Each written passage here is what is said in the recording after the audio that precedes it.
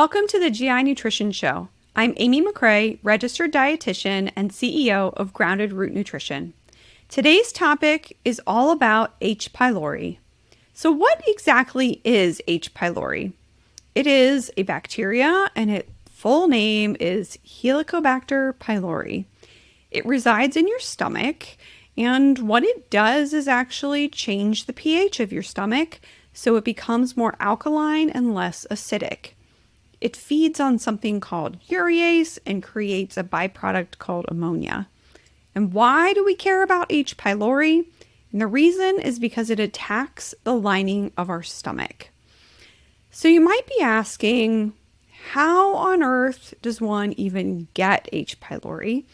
And while I wish I could tell you the exact reason, science is still trying to figure that out. So some of the suspected reasons are a person-to-person contamination, but how did the first person come down with H. pylori? You might be asking.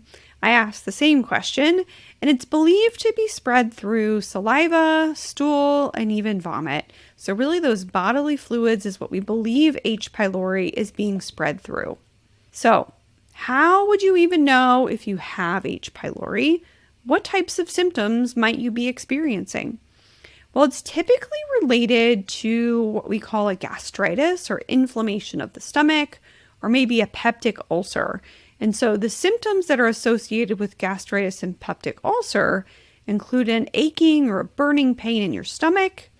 You could have pain within your stomach that might worsen when your stomach is emptied. You could have nausea, sometimes especially after eating, loss of appetite, frequent burping, bloating, and unintentional weight loss. So all of these symptoms that I just listed are sort of non-specific. They are general GI symptoms that might lead us down a path to multiple things. So if you come to me as a healthcare practitioner, this might be on the list of several things that I want to rule out. So testing is where we really need to focus next.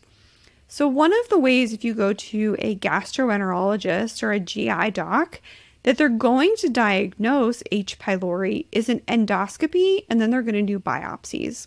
So in the endoscopy, they'll generally see some red inflamed patches within the stomach, and most GI docs will then sample or biopsy those particular spots. If they don't see any of those spots, but just kind of do blind random biopsies, it's hard to say if they will actually be able to pick up the H. pylori bacteria. So H. pylori is really good at hiding. It knows what to do to stay alive. It has what I would call amazing survival skills. And for that reason, there are patients that go and they have their endoscopy and they do the biopsies, and those biopsy results come back as negative. And they're thinking, awesome, I don't have H. pylori. Then they come to me and I see their full list of symptoms and what's going on. And I think, you know what, we're going to start with my usual. We're going to do our stool test and our nutrigenomics test as part of that reveal phase of our treatment plan.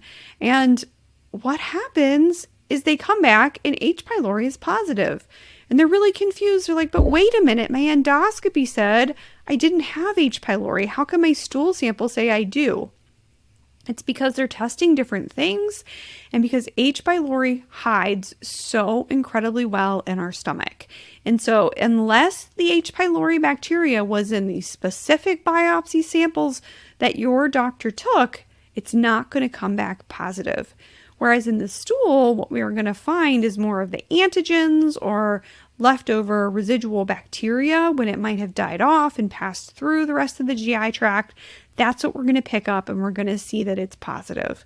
So stool testing is one of my favorite ways. It's what I utilize within my practice to examine whether or not patients have H. pylori, and then kind of what those levels are. And we'll kind of talk a little bit more about this a little later in the episode. There's also serum testing, and serum testing is a little more accurate in our younger pediatric patients. So some doctors will utilize that method as well. So let's say it comes back positive. What do we do now? So if you're seeing a traditional doctor, they are typically going to use some type of combination therapy. So generally it is a PPI or some type of an acid suppressant. So some people might think of a Meprazole or Pepcid. There's many different ones on the market. So they're probably going to give you a prescription one of those and give you 1 to 3 different antibiotics. And you might be asking, why on earth would they give me up to 3 antibiotics? The reason is because H. pylori is incredibly resistant to antibiotics. Now, the GI stool testing that I do also looks at H. pylori resistance to see if the H. pylori that you may be positive for can be treated with conventional therapy or not. I don't recommend antibiotics. Actually, I can't even prescribe them as a registered dietitian. So I utilize supplements and different protocols to eradicate H. pylori. They're all very effective. The timing really does matter.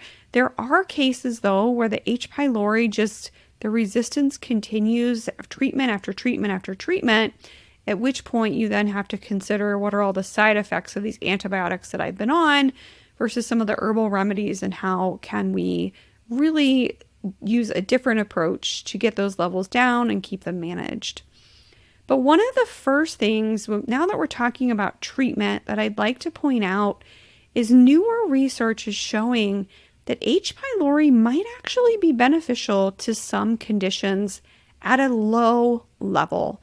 So again, I really want to stress at a very low level, H. pylori can be protective in some conditions such as IBD, asthma, multiple sclerosis, Barrett's esophagus, and eosinophilic esophagitis.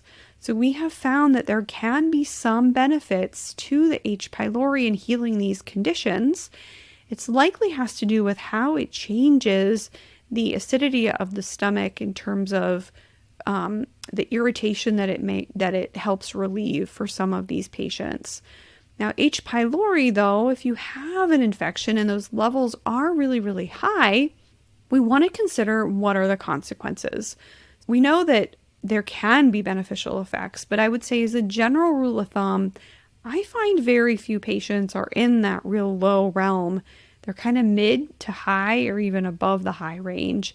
And we definitely want to address H. pylori when it climbs to those levels, especially if you're symptomatic. So any of the symptoms I talked about before are going to be incredibly important, and I would be looking at those as your healthcare practitioner. But H. pylori can cause changes in our gut microbiome. Although it can be beneficial, it also can be incredibly detrimental because it will allow what we call the bad bugs, so to speak, to proliferate and grow within our guts. And it does that because it changes that pH within our stomach. And so you might hear people say, well, you have low stomach acid. And typically what that is referring to is the stomach juices that you are producing are no longer as acidic as they need to be. They've changed and they're more alkaline, or perhaps you might not even be producing enough of them. There's a whole different range. But if we leave H. pylori untreated in higher levels, that persistent inflammation is going to potentially damage the cell lining of our stomach, and that leads to something called gastritis. And it is incredibly painful. On endoscopy, we would go in there and we would see it really red and inflamed and mad. We don't want gastritis. It hurts. It's uncomfortable. And when we have that lining of our stomach, that layers start to break down, guess what? It leads us to potentially develop ulcers. Ulcers are incredibly painful. Those ulcers can develop not only in our stomach, but also the base of our esophagus and the beginning of our intestines in the duodenum. So we do not want this to happen. We call it peptic ulcer disease. We don't want that at all. And additionally, if we continue to leave this and we continue to have changes in that epithelial layer of our stomach, it is potential to develop gastric cancer, which we also don't want. So aside from the GI tract, H. pylori can also cause neurological symptoms and lead to the development of Alzheimer's and Parkinson's. I wouldn't say that alone is going to cause them, But if you have enough cofactors and everything comes together, H. pylori just contributes to that perfect storm and the potential development for those things. It also can cause iron deficiency anemia and vitamin B12 deficiency. So we definitely want to take that into consideration. In terms of our liver function, it will contribute to non-alcoholic fatty liver disease. So if you're someone that suffers from that and you don't know why, ask your doctor. Have you done any searching? H. pylori could be at the root cause for what might be going on within your body. There are many different reasons and causes and underlying roots for non-alcoholic fatty liver disease. Women that are no longer on any type of hormone replacement therapy, maybe they're in menopause and they no longer have estrogen. There's a higher prevalence to that, especially if your body has a higher demand for choline, which that is something that I would, as a practitioner, would be examining with you using our nutrigenomics reports, which we'll talk about those in another episode, all of the different things that I can glean from that report. I love it. You can also have development or involvement with your gallbladder and potentially even some type of cancerous production within the gallbladder. And then dermatologically, we see rosacea or chronic urticaria when we have H. pylori levels. So if you're someone that is continually dealing with rosacea, this might be something that we need to explore. So now that we know what H. pylori is, how we get it, and what are some of the consequences of not treating it, the big question becomes, how can you protect yourself? And I would encourage you to just use good hygiene. So wash your hands at regular intervals. It doesn't need to be obsessive. So when you use the bathroom, before you eat, before you start cooking, when you're cooking your foods, make sure you're cooking them to the appropriate temperatures. So any bacteria on them has been taken care of. Ensure a diversified diet so that your stomach is challenged for everything to digest and it doesn't kind of become complacent. And then if you start to develop any type of GI symptoms, I would encourage you to go seek care from a healthcare professional to find the root cause of it. You never know if H. pylori is the underlying cause. There's so many of them, but it is something that I see commonly in my practice, and so I don't like to disregard it. I hope you enjoyed today's show. Please visit my website, groundedrootnutrition.com, to learn more about how I can become a partner in your health journey, or contact me directly at hello@groundedrootnutrition.com. Have a wonderful day, and I'll see you again soon.